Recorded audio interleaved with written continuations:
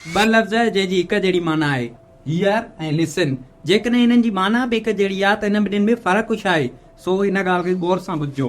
जॾहिं बि लफ़्ज़ असां हीयर इस्तेमालु कयूं त असां उन आवाज़ जे लाइ चवंदा आहियूं जेको आवाज़ ऑटोमेटिकली असांजे कननि ताईं पुॼे थो, पर असां उनखे गौर सां नथा ॿुधूं। जीअं हिन वक़्तु मुंहिंजो ही तव्हां वीडियो त ॾिसो था, आवाज़ त ॿुधो था, पर तव्हांजे आस पास झिरकियुनि जो आवाज़ हूंदो, हवाए जो आवाज़ हूंदो, मोटर साइकिल जो आवाज़ हूंदो या कंहिं ॿी शइ जो आवाज़ हूंदो जंहिंजे तव्हां गौर नथा ॾियो, पर तव्हांजे कननि ताईं आवाज़ पुॼे थो।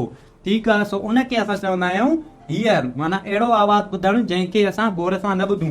ईअं ई अचो लिसन। लिसन असां लफ़्ज़ अहिड़े आवाज़ जे लाइ इस्तेमालु कंदा आहियूं जंहिंखे असां पाण गौर सां ॿुधूं। जीअं हिन वक़्तु हिन वीडियो में तव्हां मुंहिंजे आवाज़ खे गौर सां था ॿुधो त तव्हां हिन जे लाइ लफ़्ज़ इस्तेमालु कंदव लिसन। तव्हांजो गौर मुंहिंजे आवाज़ ते आहे, ठीकु आहे न, तव्हां गौर सां था मुंहिंजो आवाज़ ॿुधो त हिन जे लाइ लिसन इस्तेमालु कंदव। बाक़ी तव्हांजे कननि ताईं अगरि ॿियनि शयुनि जो आवाज़ अचे थो ऑटोमेटिकली, तव्हां हालांकि उन्हनि खे गौर नथा ॾियो, त उन्हनि जे लाइ तव्हां लफ़्ज़ इस्तेमालु कंदव हियर। जेकॾहिं तव्हां इंग्लिश सिखण में दिलचस्पी रखो था त ॾिनल नंबर ते मूंसां व्हाट्सएप ते राब्तो करियो, जिते मां तव्हांखे अलॻि अलॻि कोर्सेस जी डिटेल ॾींदुमि।